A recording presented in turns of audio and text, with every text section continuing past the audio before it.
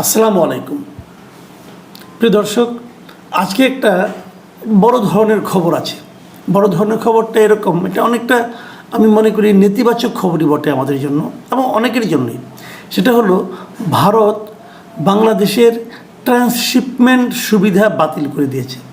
Transshipment সুবিধা মানে হলো যে আমরা যখন আমাদের এখান থেকে কোনো একটা পণ্য নেপাল বা ভুটানে পাঠাতাম স্থল সীমান্ত দিয়ে, তখন সেটা আমরা ভারতের ভূমি ব্যবহার করে পাঠাতাম, মানে ভারতের ওপর দিয়ে যেতাম। এগুলোকে আপনারা নিশ্চয়ই জানেন, তবে আমি একটু ছোটো করে বলি। এখানে অনেক ধরনের সুবিধা আছে, দুটো প্রতিবেশী দেশের মধ্যে থাকে। একটা হলো ট্রানজিট সুবিধা, একটা হলো ট্রান্সশিপমেন্ট সুবিধা, একটা হলো করিডোর সুবিধা, এরকম অনেক কিছু থাকে। ট্রানজিট সুবিধাটা হলো, ধরা যাক আমি আমার দেশ থেকে আমি নেপালে কিছু পাঠাবো, পণ্য রপ্তানি করব। তাহলে আমার ট্রাক, আমার পণ্যবাহী যে যানবাহনটা, সেটা ভারতের সীমান্ত দিয়ে চালিয়ে আমি ওপারে নেপালে যেটা পৌঁছে দেবো। এটা হলো ট্রানজিট সুবিধা। আর ট্রান্সশিপমেন্ট সুবিধা হলো যে আমার পণ্যটা আমার সীমান্ত পর্যন্ত যাবে, এখান থেকে ভারতের যে ভূখণ্ডটুকু আমি পার হবো, সেটা আমি ভারতের কোনো পরিবহন দিয়ে পার হবো, মানে ভারতের একটা ট্রাক সীমান্তে এসে আমার ট্রাক থেকে মালামালগুলো ভারতীয় ট্রাকে উঠাবো, উঠিয়ে ভারতের ট্রাক সেটা নেপাল পর্যন্ত পৌঁছে দেবে। তার মানে যার ভূমি তার যানবাহন, মাথায় রাখবেন, যার ভূমি তার যানবাহন। যখন আমি ভারতের উপর দিয়ে যাবো, তখন ভারতের যানবাহন, ভারতের ট্রাক আমার পণ্যটা, বাংলাদেশের পণ্যটা নিয়ে নেপালে যাবে। এটা হলো ট্রান্সশিপমেন্ট। এই কাজটা আমরা নেপাল এবং ভুটানের সঙ্গে করতাম এতদিন, এই বুড়িমারি বর্ডার অথবা ওই সমস্ত বর্ডার দিয়ে আমাদের এগুলি যেত। কিন্তু তো এই সুবিধাটা ভারত মানে গতকালকে থেকে বাতিল করে দিয়েছে। এবং ভারত কেন বাতিল করেছে এটা তাদের ব্যাপার। তারা বলেছে যে মঙ্গলবার ভারতের central board of indirect taxes and customs এই সুবিধা বাতিল করে দেয়। এবং এটা নিয়ে আমাদের সুবিধাটা আমরা পেতাম 2020 সালের 29শে জুন এর সংক্রান্ত একটা আদেশ ছিল, তারা সেই আদেশটাও বাতিল করে দিয়েছে। এবং তারা আরও বলেছে এরই মধ্যে আমাদের পণ্য নিয়ে ভারতের মাটিতে যে ট্রাকগুলো আছে অথবা যে যানবাহনগুলো আছে, সেগুলোকে দ্রুত চলে যেতে হবে। এই হলো ঘটনা। এখন এতে কিন্তু আমাদের ব্যবসা বাণিজ্যের উপর একটু হলেও প্রভাব পড়বে। কেমন, আমি একটা এক্সাম্পল দিয়ে বলি। দেখেন, আমরাও কিন্তু ভারতকে ট্রান্সশিপমেন্ট সুবিধা দিয়ে থাকি, আমরাও দিয়ে থাকি। হ্যাঁ, ভারত পণ্য, ধরেন আমাদের একটা উদাহরণ দিয়ে বলি, ভারত পণ্য নিয়ে এসে আমাদের মংলা পোর্ট অথবা চিটাগাং পোর্টে নিয়ে এসে নামানোর পর আমাদের গাড়ি দিয়ে সেটা ভারতের পূর্বাঞ্চলে যায়, যে ওখানে আবার ওদের মানে ওরা এখান থেকে মালগুলি নামিয়ে নেয়। ওরা কিন্তু ট্রান্সশিপমেন্ট সুবিধা আমাদের কাছ থেকে পায়। এখন ওরা আমাদেরটা বাতিল করে দিয়েছে। প্রথমত কথা হলো, এটা বাতিল করতে পারে কি না? হ্যাঁ পারে, ইচ্ছা করলে পারে, বাট সেটা অনৈতিক হয়, কিন্তু তারা পারে। অনৈতিক কীরকম, যে WTOর একটা নিয়ম আছে, বিশ্ব বাণিজ্য সংস্থা, এদের একটা নিয়ম আছে। নিয়মটা হলো গিয়ে যে যদি স্থল বেষ্টিত হয় কোনো দেশ, মানে চারিদিকে যে স্থল দ্বারা বেষ্টিত হয়, সেই দেশগুলোর, তার প্রতিবেশী দেশগুলো তাকে ট্রানজিট অথবা ট্রান্সশিপমেন্ট সুবিধা দিতে বাধ্য, এটা নিয়ম। এখন আমরা কিন্তু টোটালি স্থল বেষ্টিত নই, আমরা আমাদের একদিকে কিন্তু আপনার সমুদ্র আছে, কাজে আমরা একদম স্থল বেষ্টিত নই। কিন্তু ভুটান, নেপাল এরা কিন্তু স্থল বেষ্টিত দেশ, মানে এদের অন্য কোনো দিকে যাওয়ার উপায় নাই। অতএব তাদেরকে আপনি যখন আপনি আমার ট্রান্সশিপমেন্ট সুবিধা বাতিল করে দিলেন, মানে বাংলাদেশ যদি নেপালে কোনো পণ্য পাঠাতে চায়, ভুটানে কিছু পাঠাতে চায়, তাহলে আপনি আমাকে বাতিল করে দিলেন, কিন্তু পাশাপাশি কিন্তু আপনি ভুটানকেও অথবা নেপালকেও সেই সুযোগ থেকে বঞ্চিত করলেন। এটা আপনি পারেন না আইন অনুযায়ী। কিন্তু আইন যদি কেউ না মানে, আপনি কী করবেন? যেমন উজানের নদী, যে আন্তর্জাতিক যে নদীগুলো, মানে যে নদীগুলো একাধিক দেশের উপর দিয়ে যায়, তাহলে উজানের যে দেশ আছে, তারা কিন্তু সেই নদীর পানি প্রবাহে কোনো বাধা সৃষ্টি করতে পারবে না, এটা আন্তর্জাতিক নিয়ম। ভারত তো প্রতিদিনই করছে। না মানলে আপনি কী করবেন? না মানলে আপনি কিছু করতে পারবেন না, কিন্তু করাটা উচিত নয়। এটা হলো বেসিক ফর্মুলা। এখন ভারত এই কাজটা কেন করলো?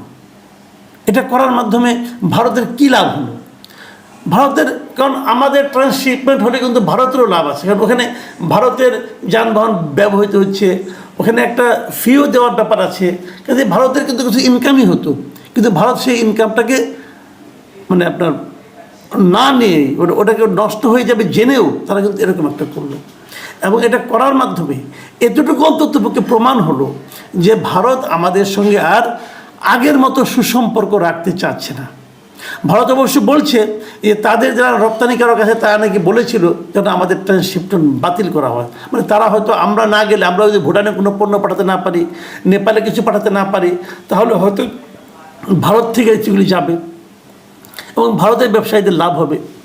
এই কারণে ভারতের ব্যবসায়ীদের দিক থেকে একটা দাবি ছিল বলে বলা হয়ে থাকে।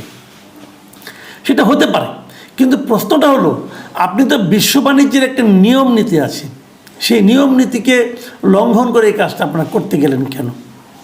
বিষয়টা কিছুই না, বিষয়টা হলো আপনাদের মাথায় রাখতে হবে যে ভারত ইদানিং আমাদের সঙ্গে সে আগের সম্পর্কটা আর বজায় রাখছে না।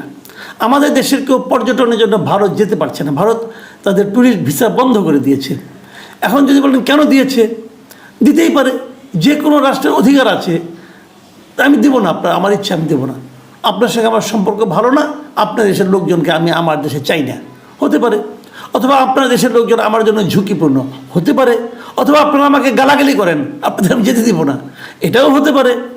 এখন কোনটা হয়েছে আমি জানি না, কিন্তু কিছু একটা হয়েছে, সেই জিনিসটা আমরাও বুঝতে পারি। আমাদের হাসিনা সরকার চলে যাওয়ার পর কোনো সন্দেহ নাই ভারত দুঃখিত হয়েছে, সেই দুঃখের একটা বহিঃপ্রকাশ হতে পারে। আমরা বলতে পারবো না আসলে কী হয়েছে, সুনির্দিষ্টভাবে বলার তো কোনো সুযোগ আমাদের নাই। কিন্তু একটা জিনিস তো বুঝি যে ভারত এরই মধ্যে অফিসিয়ালি ভারতের সেনাপ্রধানও একবার বলেছেন যে একটা গণতান্ত্রিক সরকার যখন আমাদের এখানে আসবে তখন তাদের সঙ্গে তাদের সম্পর্কটা ভালো হবে। আমাদের এই বর্তমান সরকারকে ওনারা গণতান্ত্রিক মনে করেন না, এবং মনে না করার প্রচুর কারণ আছে। আসলে যেটা গণতান্ত্রিক সরকার না, আমরা দাবি করি এটা বিপ্লবের মাধ্যমে, গণ অভ্যুত্থানের মাধ্যমে গঠিত হয়েছে, কিন্তু এটা তো গণতান্ত্রিক সরকার নয়, জনগণের ভোটে তো এই সরকার হয়নি। কাজে তারা যদি বলে যে এটা গণতান্ত্রিক সরকার নয়, আপনি কিন্তু যুক্তি দিয়ে তাদের কথাকে বাতিল করে দিতে পারবেন না। বিপরীত দিকে আরেকটা জিনিস, ভারত ধরেন আমরা দেখেছি যে আমাদের সঙ্গে দীর্ঘদিন দ্বিপাক্ষিক কোনো মিটিংয়ে তারা বসেন, বিশেষ করে আমাদের সরকার প্রধান পর্যায়ে। সর্বশেষ তারা বসলো এই বিমস্টেক সম্মেলনকে কেন্দ্র করে, সেখানে দুই পক্ষের নেতারা একসঙ্গে বসেছিলেন, নরেন্দ্র মোদী এবং ডক্টর ইউনূস বসেছিলেন। সেটা নিয়েও নানা কিছু হয়েছে, কিন্তু নানা কিছু কি হয়েছে সেই সম্মেলনের পর সেখানে কী কী আলাপ হয়েছে সেটা নিয়ে আমাদের পক্ষ থেকে যে বিবৃতিগুলি প্রচার করা হয়েছে, আমাদের প্রধান উপদেষ্টা যিনি প্রেস সেক্রেটারি তার বক্তব্য যখন প্রচারিত হয়েছে বিভিন্ন পত্রপত্রিকায়, সেই বক্তব্য কিন্তু ভারতীয় মিডিয়াগুলো খুব ভালোভাবে নেয়নি, বলেছে এটা একটু দুষ্টামিপূর্ণ বক্তব্য, এটা রাজনৈতিক উদ্দেশ্য প্রণোদিত, রাজনৈতিক প্রভাবিত বক্তব্য, এগুলো তারা কিন্তু বলেছে। এবং আমাদের দিক থেকে এই বৈঠকটা হওয়ার পর আমাদের মিডিয়াগুলো খুব উল্লাস করেছে কিন্তু, যে আমরা জিতে গেছি, ভারতকে বাধ্য করতে পেরেছি, এগুলো অনেক কথা কিন্তু আমাদের এন্ড থেকে বলা হয়েছে। এবং সেই বলাটাও ভারত যদি স্বাভাবিকভাবে না নেয়, এবং তারা যে স্বাভাবিকভাবে নেয় নাই তার প্রমাণ দেওয়ার জন্য যদি তারা এই কাজটা করে থাকে, তাহলে সেটাকেও কিন্তু আপনি একেবারে উড়িয়ে দিতে পারবেন না। মোদ্দা কথা হচ্ছে ভারত বাংলাদেশের সেই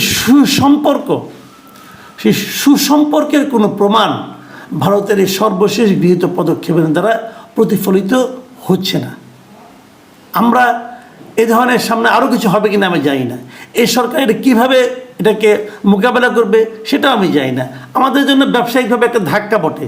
এখন কি আপনি কি তাহলে আমরাও কি তাদের সব কিছু সুযোগ সুবিধা ট্রানজিট অথবা ট্রান্সশিপমেন্ট সব কি বন্ধ করে দেব? দিলে কি এই জেদাজেদির ফল কি আমাদের জন্য ভালো হবে, নাকি ওইটা পাল্টা চাপ দেওয়ার জন্য আমাদের দিক থেকে কোনো চাপ যতটুকু দেওয়া সম্ভব দেওয়া উচিত হবে, সেটাও আমাদের যারা নীতি নির্ধারক আছেন তারা বুঝবেন। কিন্তু আমি অন্ততপক্ষে এতটুকু বুঝতে পারি যে এই ঘটনাগুলো আমাদের দেশের বাণিজ্যের জন্য, আন্তর্জাতিক বাণিজ্যের জন্য কোনো ভালো পদক্ষেপ নয়। আমরা কিছুটা হলেও চাপে পড়ব। এমনি ট্রাম্পের এক চাপ আছে, তারপরে যদি এই চাপও আসে, আমি জানি না আমাদের ক্যারিজমেটিক গভর্নমেন্ট সেটাকে কীভাবে মোকাবেলা করবেন, কিন্তু সামনের দিনগুলিকে খুব স্মুথ মনে হচ্ছে না। প্রিয় দর্শক, এই বিষয়গুলো আপনারাও একটু খেয়াল করুন, একটু পড়াশোনা করুন এবং দেখুন যে আসলে আমাদের এখান থেকে বের হওয়ার উপায়টা কী। সবাই ভালো থাকবেন, এখন এই পর্যন্তই। আল্লাহ হাফিজ।